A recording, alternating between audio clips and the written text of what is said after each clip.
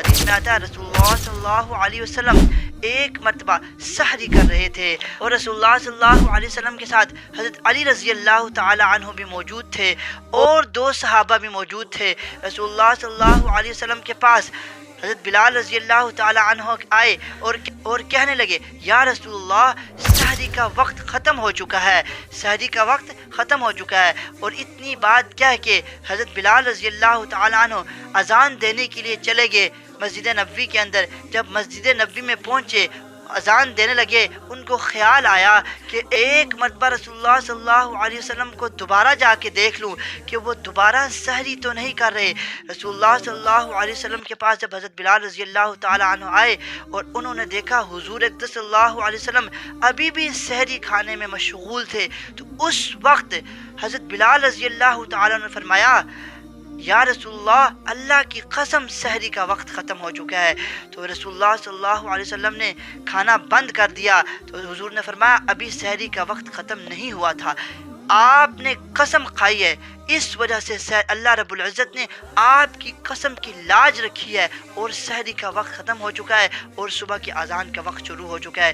حضرت علی رضی اللہ تعالی عنہ ارشاد فرماتے ہیں اگر حضرت بلال رضی اللہ تعالی عنہ آ کر حضور اقدس صلی اللہ علیہ وسلم کو سحری کھانے سے نہ روکتے اور جب تک حضور اقدس صلی اللہ علیہ وسلم سحری کھاتے رہتے اس وقت تک اللہ رب العزت صبح کو آگے کرتے رہتے، صبح کے وقت کو آگے کرتے رہتے۔ یہ رسول اللہ صلی اللہ علیہ وسلم کو معجزہ تھا۔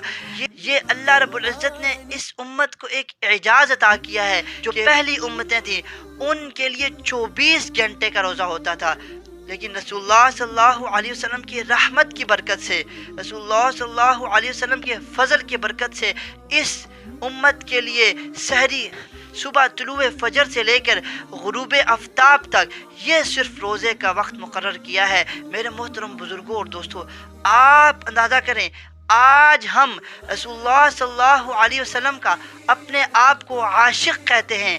آپ کو کیا معلوم ہے حضور صلی اللہ علیہ وسلم کیسے روزہ رکھا کرتے تھے؟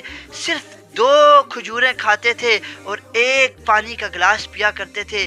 امام الانبیاء، سردار 2 جہاں، ساقی کوثر، شافعی محشر، جو اگر ایک حکم کرتے تو ان کے لیے احد پہاڑ بھی سونا بن جاتا، لیکن رسول اللہ صلی اللہ علیہ وسلم سحری کے وقت میں 2 کھجوریں اور 1 پانی کے ساتھ روزہ رکھتے تھے۔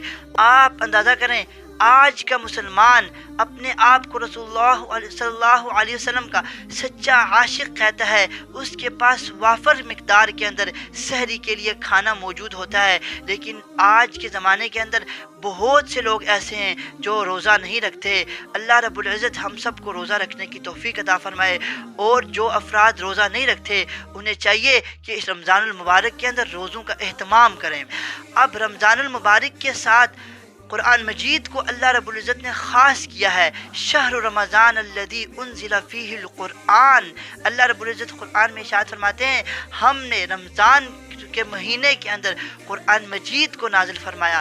اب قرآن مجید کی جو شخص بھی رمضان المبارک میں تلاوت کرے گا اللہ رب العزت اس کو بہت زیادہ اجر عطا کریں گے۔ حدیث میں آتا ہے رسول اللہ صلی اللہ علیہ وسلم نے ارشاد فرمایا جو شخص قرآن مجید کا 1 حرف پڑھتا ہے اس کو 10 نیکیاں ملتی ہیں۔